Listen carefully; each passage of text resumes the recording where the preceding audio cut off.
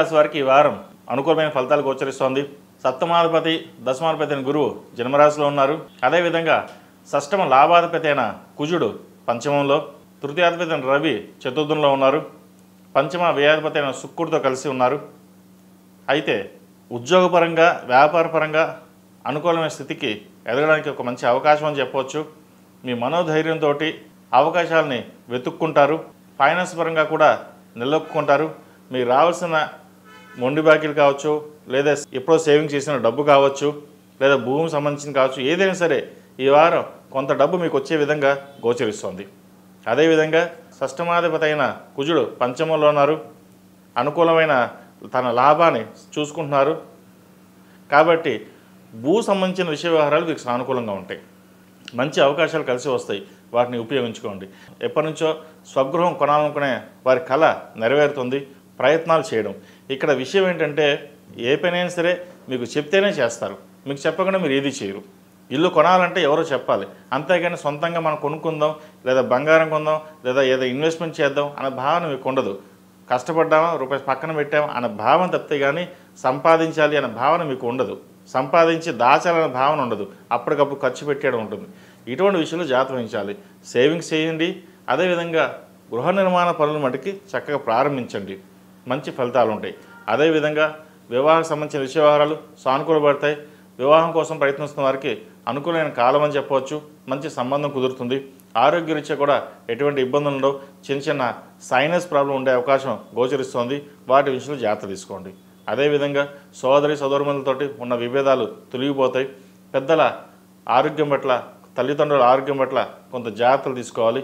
పంచమాధిపతి అయిన శుక్రుడు చతుర్థంలో రవితో కలుస్తున్నారు. శుక్రుడు నీచబడి ఉన్నాడు ఇక్కడ. కాబట్టి ఆరోగ్యరీత్యా కొన్ని జాగ్రత్తలు తీసుకోవాలి. అదేవిధంగా వ్యాపార పరంగాను భాగస్వామ్య పరంగా కూడా చిన్న చిన్న డిస్టర్బెన్సెస్ ఉండే అవకాశం లేకపోలేదు. వాటి విషయంలో కూడా జాగ్రత్తలు తీసుకోండి. ఉద్యోగం సంబంధించిన నూతన ప్రయత్నాలు ఏవైతే ఉన్నాయో వీరికి కలిసి వస్తాయి.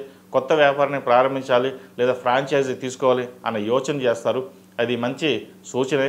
అయితే భాగస్వామి కాకుండా మీ సొంతంగా నిర్ణయాలు తీసుకుని మీ సొంతంగా ప్రారంభించే వ్యాపారం ఏదైతే ఉందో అది అనుకూలిస్తుంది.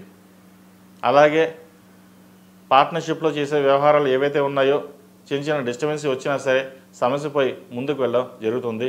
లాభాలు మటుకి గడిచిన 2-3 వారాల కంటే కూడా ఈ వారం వీరికి లాభం బాగుందని చెప్పచ్చు. ఈ రాశిలో జన్మించిన విద్యార్థులకు కాలం అనుకూలంగా ఉంది. విదేశీ సంబంధించిన విషయ వ్యవహారాలు చక్కగా ప్రయత్నం చేయవచ్చు. భాగ్యంలో రాహు ఉన్నారు. దశమంలో శని. అయితే వృత్తిలో శని ఉండడం వల్ల ప్రతి పని నిదానంగా ఉంటుంది. అంతే తప్ప పనుల మటుకి ఎక్కడ ఆగవు. ఎందుకంటే భాగ్యంలో రాహు ఉన్నారు. రాహు మనసుని పరిపరిధాలుగా మార్చేస్తుంటారు. అటు వెళ్దాం ఇటు వెళ్దామని. కానీ ఏదైనా సరే స్థిరమైన నిర్ణయాలు మీరు తీసుకోగలరు. ఆ నిర్ణయాలు తీసుకుంటేనే మీరు బెనిఫిట్ పొందగలరు. అదేవిధంగా బంధుమిత్రులతో కలిసి ఆనందంగా గడుపుతారు. దైవ దర్శనాలు ఎక్కువగా చేసుకుంటారు. విదేశీ సంబంధించిన విషయ వ్యవహారాలు విదేశాల్లో ఉన్నవారికి చక్కగా రాణించగలుగుతారు. మంచి ఉద్యోగం కలిసి వస్తుంది. అయితే వచ్చిన ఉద్యోగం మటుకు అది బాగుందో లేదా చూసుకుని వెళ్ళండి.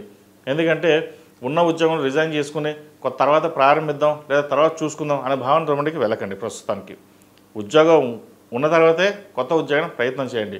లేకపోతే ఇబ్బందులు పడమటికి ఉండవద్దు. అదేవిధంగా ఈ రాష్ట్రంలో జన్మించిన స్త్రీలకు కాలం అనుకూలంగా ఉంది. ఏ పని చేసినా సరే సద్వినియోగంగా పరచుకోగలుగుతారు.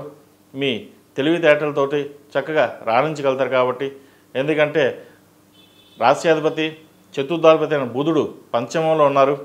సంతాన సంబంధించిన విషయ వ్యవహారాలు సానుకూలపడతాయి. సంతానం కోసం ప్రయత్నిస్తున్న వారికి కన్సీవ్ అవ్వడం, శుభవార్త వినడం జరుగుతుంది. వివాహ ప్రయత్నం చేసుకున్న వారు కూడా మంచి సంబంధం కుదురుతుంది. ఏ సంబంధమైనా సరే ఆలోచించి నిర్ణయాలు జాతక పరిశీలన చేసుకున్న తర్వాత ముందుకు వెళ్ళండి. లేకపోతే చిన్న చిన్న ఇబ్బందులు ఉండే అవకాశం కూడా లేకపోలేదు. అదేవిధంగా కుటుంబ పరంగా మంచి సహాయ సహకారాలు మీకు ఎప్పుడు లభిస్తాయి. ఎన్నడూ లేని విధంగా ఆప్యాయతలు చూపించడం ఇదొక సంతోషకరమైన విషయం కూడా చెప్పవచ్చు.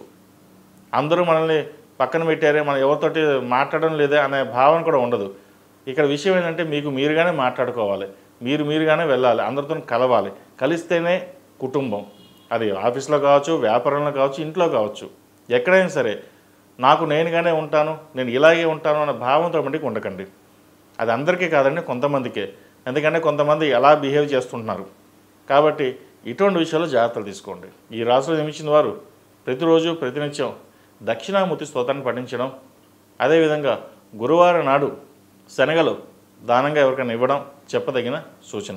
ఈ రాశిలో జన్మించిన వారికి కలిసి వచ్చే సంఖ్య 6, కలిసి వచ్చే రంగు మెరూన్. ఏదైనా పని మీద బయటికి వెళ్ళేప్పుడు సోమవారం కానీ గురువారం అడిగిన వెళ్ళండి, మంచి ఫలితాలు సంప్రాప్తిస్తాయి. శ్రీ గురుభ్యో నమః. మహాగణాధిపతయే నమః.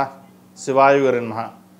అక్టోబర్ 22 నుంచి నవంబర్ 20 వరకు కార్తీక మాసం ఈ నెల రోజుల పాటు కాశీ మహాపుణ్యక్షేత్రంలో ప్రతిరోజు రుద్రాభిషేకం చేయడం జరుగుతుంది.